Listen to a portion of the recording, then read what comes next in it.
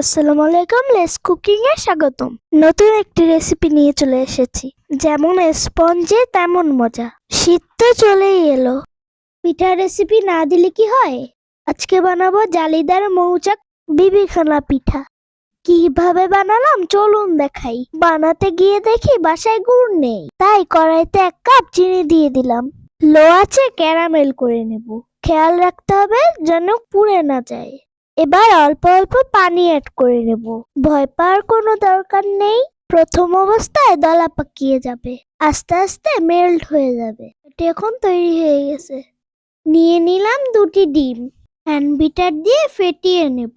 এবার নিয়েছি 1 কাপ ময়দা আর 1/2 কাপ সাবুদানা পাউডার, 1 চামচ বেকিং পাউডার, 1/2 চামচ বেকিং সোডা, 3 চামচ ডানো মিল্ক পাউডার, সামান্য লবণ দিয়েছি, আপনারা চাইলে নাও দিতে পারেন। বিটার দিয়ে আবার সুন্দর করে মিশিয়ে নেব। এবার দিয়ে দেব ক্যারামেল লিকুইড।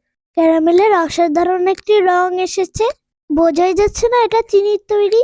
এখন আবার মিশিয়ে নিতে হবে। স্মুথ একটা ব্যাটার করে নিয়েছি। দিয়ে দিলাম 1 চামচ ঘি ও সামান্য তেল।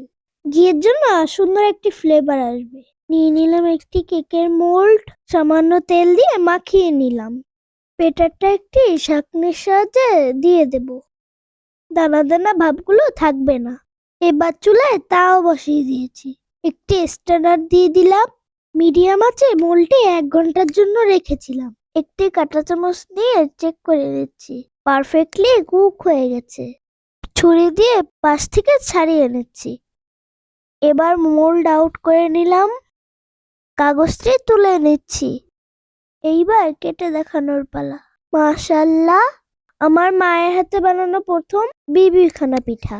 এই শীতে আপনারাও বানিয়ে ফেলুন, খেতে কিন্তু ইয়াম্মি।